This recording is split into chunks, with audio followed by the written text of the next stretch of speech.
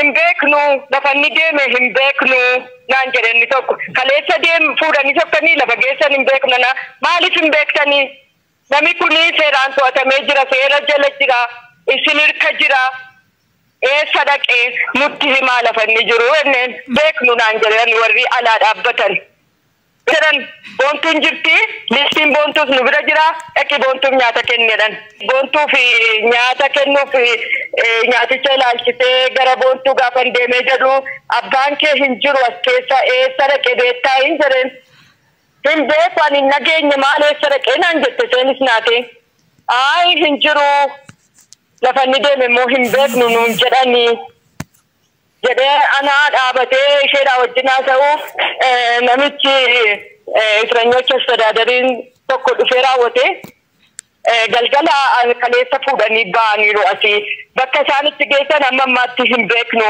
ani mana buleen dhufee ganama gaafan dhufummoo hin jiranii jedheetu inni naa wajjin haasa'aa jiru namni wayii ol galee akka isaan Meeksikoo naannoo Meeksikoo lafa gamoo xamaamaa jedhamu tokko jira gamoon jallaa jedhamee bakki isaatti hin beekamu warri gaafachuu barbaadan dhaqanii achitti gaafatanii jedhe kanumaanii mucaa koo fudhadhee mucaa sadiidhaa tokko fudhadhee gaafanii hiigaa achi dhaqu Baqqalaa Garbaa Jawaarifaan as jiru hin jireen jiru naan jiran jiru nan nyaata kennuufii barbaadnaan nyaata fidaan hin jedhanii nyaaticha waanuma nuyi arginee nyaata kenninuufis nutti fakkaateera nuti nyaata fuunee gaafa nuyi gara mooraa isaatti ol linnu wayyaa nyaaticha ilaalanii maqaa keenya barreessanii maqaa isaas barreessanii arguu hin dandeessanii nyaata garuu isinii kennina maaliif hin arginu hamma kaleessaatti argaa turre har'a immoo maaliif hin arginu naan ay iddoo kanatti isaan haaraadha gara qorannaa amma dhumutti arguu hin dandeessan guyyaa muraasaaf hin argitanii nuun jedhan garuu jiraachuuf dhiisuu isaanii nu maaliin beekna nyaata isinitti kenninee deemu qofti koo hiikaa hin qabu maaliin beenna nuti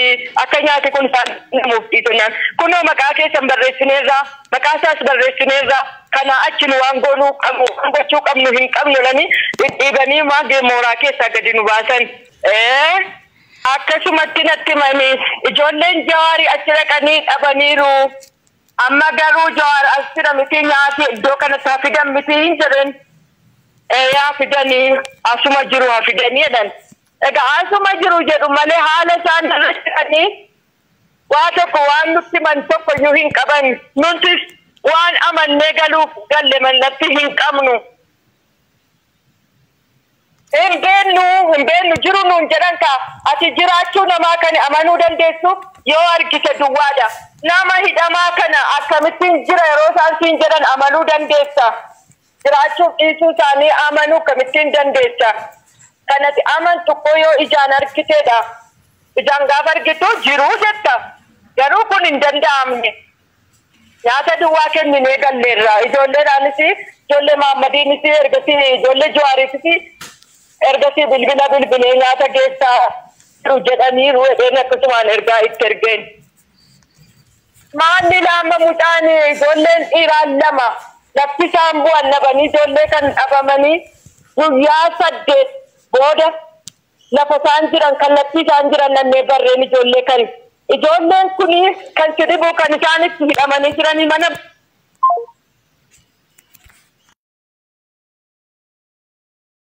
daawwattoota keenya kabajamoo inni akkuma reefuu dhageessan kanaa jechuudha warra obbo Baqqalee Garbaa maaltu akka ta'ee fi ammoo haala akkamiitu akka jiru sagalee isaaniirraa dhageenyeerra jechuudha.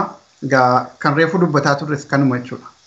Hogganoota qabsoo Oromoo warra uummanni akka agartuu ija isaatti ilaalu bifa kanaan lafarra olii gad harkisanii bakka jarri jiranillee kan firri hin beekne nyaata geessanii wal arguun kan hin danda'amne ammas taanaan bakka lammaffaa amma jedhamu kana jiraatanii dhiisanii wanni beekamu kan hin jirre ta'u jecha haadha warraa obbo Baqqalee Garbaarraa hubanneerra jechuudha. Egaa kun walumaa galatti wanta sabni keenya keessa jiru akkaataatti Oromoo hoggana dhabsiisanii qabsoo uummata kanaan laamshessanii tokkummaa isaas akkuma reefuu jenne diiganii walumaa galatti Oromoo irratti kooraa dugda isaarra kaayyatanii garmaamuuf qophaa'aa jiran agarsiisa. Oromoon kun hin ta'u jechuu danda'u qaba jechuudha. Jecha Jawaar tokko asirratti kaasuun dirqama. Gaafan biyya kana dhufu saba koo uummata Oromoo fi Rabbi yookiin Waaqayyoon qofan abdadhee dhufee jedhe. Kuni jecha yoomuu yaadatamuu qabu. Uummanni Oromoodha. Jawaaris ta'ee Baqqalees ta'ee qabsaa'onni akka Jaal Abdii Raggaasaa fi kanneen biroon hundi abbootii galataa isaati. Qabsoo isaatiif hidhamanii mana hidhaa jiran malee ifatti sabaasuuf hidhamanii akka kanatti dararamaa jiran malee dantaa mataa isaanii barbaadaaf miti. Akka nama tokkotti hojjetanii jireenya qananii jiraachuu warra danda'udha. Jarri kun hundi jechuudha. Garuu uummanni Oromoo salphina jala taa'ee nuti qofti qananiilee jiraachuun homaa hiikaa nuuf hin qabudha. Ni qabsoo kanatti seenanii qabsoo biyya alaatti goorri godhaa tures kan biyyatti deebi'an saba kana abdatanii jechuudha. Akkuma Jawaar jedhe. Kuni Oromoof yoomuu ergaa dabarsuu qaba. Daqiiqaatti kun qalbii keenya keessaa baduu hin qabu jechuudha.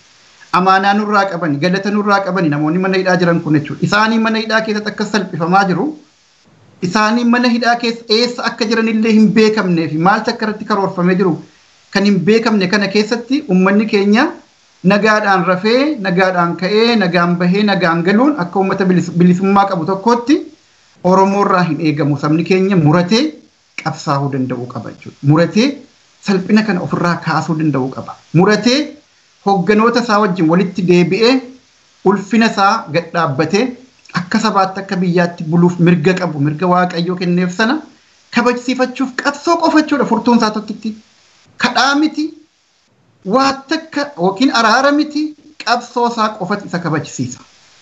Kanuma jechuun danda'ama. Yaa asirratti dabaltanoo jiraate daqiiqaa tokkoon isinii kenna yeroon keenya deemeera. Okay, daree jechuu barbaadde. Wanni jechuu barbaadu hedduu gabaabaadha.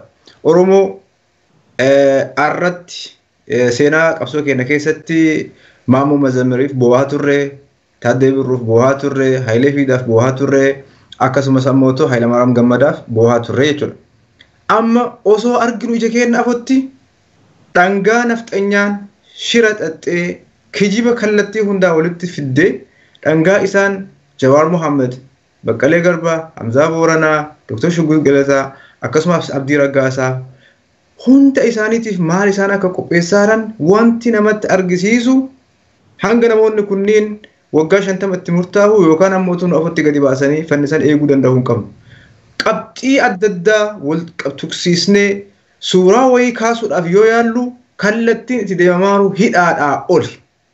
Waanuma torbee keessatti ji'a keessatti nuuf haara shanamanii kan jedhu miidiyaa irratti nafxanyoonni gadi baate dubbataartu santu ta'uudhaaf akka deemaaru wanni agarsiisu waa hedduutu jira. Mallattoon shakkii gurguddaadha. Alaarmi wani nama godhu. Wanni ijaaf gurra keenya banannee wanta aaru hunda qajeelatti waan haasamu olitti maaltu yaadamaara maaltu xaxamaara waan jiru guyyaa sekendiitti akka faana bu'u wanni godhu hedduutu jira. Dhimma kana Oromoo dhimma namoota kanneen hidhuutti gadi buustee ilaaluu hin qabdu. Wanni tahaaru haalli adeemaaru hedduu kan nama yaachisu tankaarfiin laalessaan hamaan Oromoon bara mara akka boohaa gaddaa jireenya gadadoo keessa akka jiraatu wanni taasisu uumamuu danda'u mala karaa is deemamaarus kanuma fakkaata namoota kanneen jalattiin hiikuufis deemaa hin jirtu kan hiiksisu akkuma kaleessa gootisan harka kan kee mootummaa nafxanyaa gabroonfataa kana namoota dhugaa dagatanii ummata ukkaamsuu irratti bobba'an kana harka isaa micciiruu qofaani kan namoota kanneen mana hidhaatii yookaan du'arraa kan hambistu. Kana alatti karaan biraa hin jiru qabsoodha fallisaa. Namichi dheengadda nama warra hidhame kana akkaataa inni sirnaan qabu himee ture dhiyoo kana gadi ba'ee naasa'u keessa buqqifnu dukkana keessaniinu maal jedhee ofannoo godhaa ture. I think namichi kuni warri Jawaar Mohammed fi warra Baqqalaa Garbaa warra hidhame kana waliini akka xiiqii personal han ta'e keessa jira. Akka daa'ima of godhaa jira. Kunoo antuunni leenca boojje akkas ta'e dubbi. Antuutatu leenca Oromoo boojjee itti boonaa ittiin bashannanaa jira. Ani wannan ergaa namicha kanaaf qabu har'a Jawaar Mahammadii fi Baqqalaa Garbaa fi Dajanee Xaafaa fi warri hundi warri hidhame kuni Oromiyaa keessatti garmaamuu danda'u. Fardaanis konkolaataanis miliyoonota isaanii ba'ee dirmata. Ati makiinaa takka ooftee har'a Oromiyaa keessatti takku takka deemuu hin dandeessu. Sirra cufe Oromoon. Si jibbe Oromoon. Maandeetis ripirezenteeshinii Oromoos hin qabdu. Warra ati hidhaa keessa gootee maatii isaanii shororkeessaa jirtu kanatu ummata Oromoof jaalatamaadha, kabajamaadha. Akka hogganaatti ilaalama. Fardaanis makiinaanis keessa deemanii miliyoonni dhufee jala deemee gammachuudhaan isaan simata. Takku takka deemuu hin dandeessu lafa Oromoo irratti. Garuu manni Oromoo ammas qabsoon kee maal akka ta'e argi. Eenyu wajjin akka qabsaa'aa jirtu argi. Kun ergaadha. Galatoom. Egaa kabajamtoota daawwattoota keenyaa walumaa galatti sagantaan ammaaf qopheeffannee kanumaan xumuramaa haala deemaa jiru hundumaa jala buunee hordofnaa. Isinis karaa isinii danda'ame hundaan yaadanuun gahuurraa duubatti hin jedhina. Waan nu hordoftaniif hedduu galatooma. Sagantaa kana milkeessuudhaan kan waliin ture Farahaan Abdulsalaam nan galateeffadha kaa keessanii. Waa'illan kiyya darajjeenii fi Nasruun isinillee galatooma. Nagaatti tola. Nagaatti. Iyyataa nagaatti. Iyyataa. Hannaa Raggaasaa warra manaa Baqqalaa Garbaati. Baqqalaa Garbaa affanni to'annaa jala galeeti hanga kaleessaatti isa ta'u ijaan argaa turre nyaatas geessaa fi turre. Garuu kaleessaa qabee kaleessa galgalaa qabee hin jiru nuun jedhan ganamarraa gaafa nu dhannu eessa deemtu dalagaa jirtamni gidduu jalaan bilbila maafaniin. Jennaani hin beeknu nuun jedhan eegdonni karaa irratti achi as ba'aniitu nama gaafatu nama ol galuuf nama gadi ba'uunti ni jedhu. Eessa bu'ee naani hin beeknu lafanni deeme hin beeknu naan jedhanni tokko kaleessa fuudhanii sokkanii lafa geessan hin beeknu na maaliif hin beektanii namni kuni seeraan to'atamee jira seera jala jira isin hirka jira eessa dhaqee nutti himaa lafanni jiru enneen beeknu naan jedhan warri alaa dhaabbatan. Jedhan boontuun jirti listiin boontuuf nu bira jira dhaqi boontuuf nyaata kennedhan. Boontuuf nyaata kennuuf nyaaticha ilaalchisee gara boontuu gaafan deemee jedhu abbaan kee hin jiru as keessa eessa dhaqe beektaa hin jedheen. Hin beeku ani nageenye maal eessa dhaqee naan jette seenis naate. Aayi hin jiru lafanni deeme immoo hin beeknu nuun jedhanii. Jedhee anaa dhaabatee isheedhaa wajjin haasa'u namichi Israa'ኞች astedaadariin tokko dhufee raawwate galgala kaleessa fuudhanii ba'aniiru asii bakka isaanitti geessan amma ammaatti hin beeknu ani mana buleen dhufee nama gaafan dhufummoo hin jiranii jedheetu inni naa wajjin haasa'aa jiru namni wayii ol galee akka isaan naannoo Meeksikoo lafa gamoo xamaamaa jedhamu tokko jira gamoon jallaa jedhamee bakki isaatti hin beekamu. Warri gaafachuu barbaadan dhaqanii achitti gaafatanii jedhe. Kanumaanii mucaa koo fudhadhee mucaa sadiidhaa tokko fudhadhee gaafanii fiigaa achi dhaqu. Baqqalaa Garbaa Jawaarfaan as jiru hin jireen jiru naan jiran.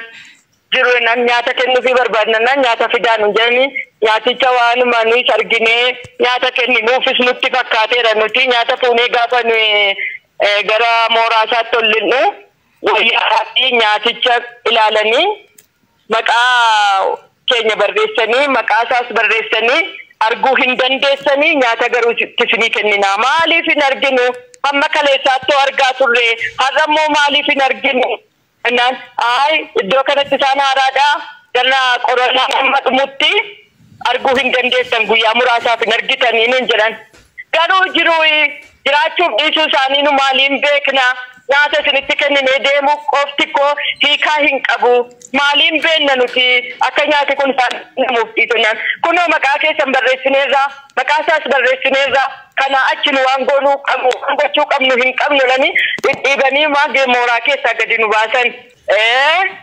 akkasumatti natti mani ijoolleen Jawaarii achi dhaqanii dhabaniiru amma garuu Jawaar asira miti nyaati iddoo kanatti fidan miti hin jedhan yaa fidanii asuma jiru fidanii jedhan egaa asuma jiru jedhu malee haala isaan irratti waa tokko waan nutti man tokko iyyuu hin qaban nutis waan amannee galuuf galle mannatti hin qabnu